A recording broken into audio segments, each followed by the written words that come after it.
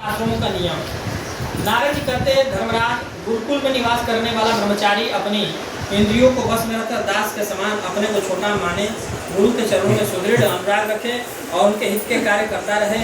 जो ब्रह्मचर्य का व्रत धारण करे उन्हें चाहिए कि वे सुरमा सुगंधित इत्र या तेल न लगावे, उर्दन आदि न करे, स्त्रियों के चित्र न बनावे, मांस और मत्स्य से कोई संबंध न रखे, फल के हार आदि का प्रयोजन, फूल के हार का प्रयोजन न करे। इस प्रकार गुरुकुल में निवास कर के द्विज जाति को अपनी शक्ति और आवश्यकता के अनुसार वेद और उपनिषदों का अध्ययन तथा ज्ञान प्राप्त करना चाहिए।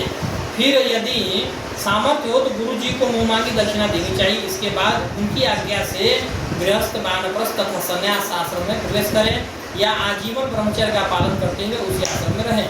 वानप्रस्थ आश्रम को ज्योति हुई भूमि से उत्पन्न होने वाले अन्न नहीं खाने चाहिए। आग से पकाया अथवा कच्चा अन्न भी न खाएं। केवल सूर्य ताप से पके हुए कंद मूल फल आदि सेवन करें। अग्निहोत्री को अग्नि की रक्षा के लिए ही घर, पर्णकुटी अथवा पहाड़ की गुफा का आश्रय ले और अग्नि वर्षा और घाम को सहन करें। ये हो गया गृहस्थ नियम वानप्रस्थ का। अब आते हैं यति धर्म निरूपण और अवधूत दत्तात्रेय प्रहलाद संवाद। नारद जी कहते हैं, धर्मराज, यदि वानप्रस्थी में ब्रह्म विचार का सामर्थ्य हो तो शरीर के अतिरिक्त और सब कुछ छोड़कर संन्यास ले ले, तथा कि व्यक्ति वस्तु, स्थान और समय की अपेक्षा न रखकर एक गांव में या एक स्थान पर एक ही रात ठहरने का नियम लेकर पृथ्वी पर विचरण करे। अपने जीवन निर्वाह के लिए कोई जीविका न करे, शिष्य मंडली न जुटावे, बहुत से ग्रंथों का अभ्यास न करे और बड़े बड़े कामों का आरंभ न करे, तथा वह अत्यंत प्रभावशाली होने पर भी साधारण मनुष्य की दृष्टि से ऐसा जान पड़े मानो गुण है वो।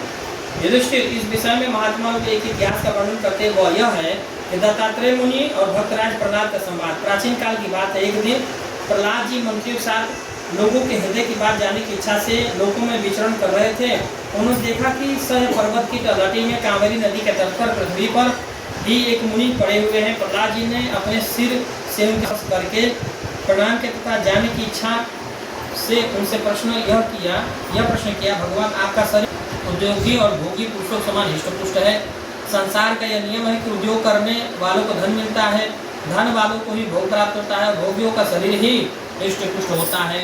भगवान, आप कोई उद्योग तो करते नहीं, यूं ही पड़े रहते हैं, इसलिए आपके पास धन है नहीं, फिर आपको भोग कहाँ से पैदा होंगे? यही आपका यह शरीर इतना हिष्टपुष्ट कैसे है? दत्तात्रेय जी ने कहा, दत्तराज, सभी श्रेष्ठ पुरुष तुम्हारा सम्मान करते हैं। मनुष्यों को कर्म की प्रवृत्ति और निवृत्ति का क्या फल मिलता है, यह बात तुम अपनी ज्ञान दृष्टि से जानते ही हो। तो भी प्रहलाद, मैंने जैसा कुछ कहना है उनके अनुसार तुम्हारा उत्तर देता हूँ। प्रहलाद जी, तृष्णा ऐसी वस्तु है जो इच्छानुसार भोगों की प्राप्ति होने पर भी पूरी नहीं होती। एक उसी के कारण जन्म मृत्यु के चक्र में भटकना पड़ता है। कर्मों के कारण अनेक योनि में भटकते भटकते दैववश मुझे मनुष्य योनि प्राप्त हुई है, जो स्वर्ग, मोक्ष, तिर्यक योनि तथा इस मानव देव की भी प्राप्ति का द्वार है। इसमें पुण्य करे तो स्वर्ग निवृत्ति हो जाए तो मोक्ष, पाप करे तो तिर्यक योनि, और दोनों प्रकार के कर्म किए जाए तो मनुष्य योनि की प्राप्ति हो सकती है। परंतु मैं देखता हूँ कि संसार के स्त्री पुरुष कर्म तो करते हैं सुख की प्राप्ति और दुख की निवृत्ति के लिए, परंतु उसका फल उल्टा ही होता है, वे और भी दुख में पड़ जाते हैं। इसलिए मैं कर्मों से उपरत हो गया हूँ। लोभी इंद्रियों के बस में रहने वाले धनियों का दिखता ही रहता हूँ। भय के मारे उन्हें नींद नहीं आती, सब पर उनका संदेह बना रहता है। जो जीवन और धन के लोग हैं, लोभी है, वे राजा, चोर, शत्रु, स्वजन, पशु पक्षी, याचक और काल से, यहाँ तक कि कहीं भूल से भी अधिक खर्च न कर दूं, इस शंका से अपने आप ही डरते रहते हैं। इसलिए बुद्धिमान पुरुष को चाहिए कि वह उस धन और जीवन की स्पृहा का त्याग कर दे। इस लोक में मेरे सबसे बड़े गुरु और मधुमक्खी। दत्तात्रेय जी क्या बोले कि मेरे सबसे बड़े गुरु हैं अजगर और मधुमक्खी।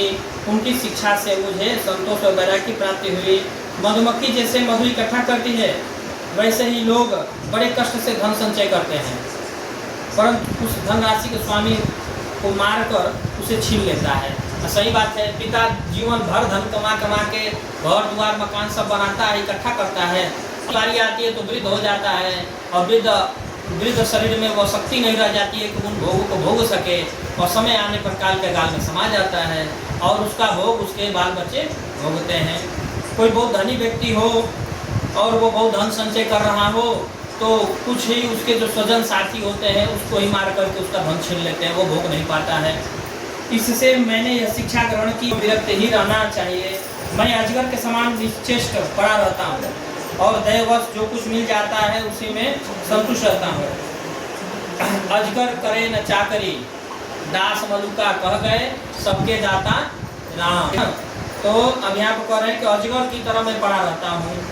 मनुष्य के स्वभाव विभिन्न भिन्न होते ही हैं, अतः न तो मैं किसी की निंदा करता हूँ न स्तुति, किसी की निंदा और स्तुति नहीं कर। क्यों? कि निंदा करने से उसका पाप अपने सिर पे चढ़ जाएगा और स्तुति करने से उसकी स्तुति करते करते हम अहंकार में लिप्त हो जाएंगे। बहुत ज़्यादा स्तुति नहीं करने से हमार बेटा, हमार बेटी, हमार आदमी, हमार भाई, हमार बंधु, हमार स्वजन बोलते ना, अरे हमारे फलाने जो है ना आज अमेरिका में है, हाँ अरे 5 लाख पैकेज पा रहे हैं, तो बहुत ज़्यादा स्तुति करना उचित नहीं है। 5 लाख पैकेज पा रहे हैं तो आपको क्या दिए, लोग कुछ देंगे।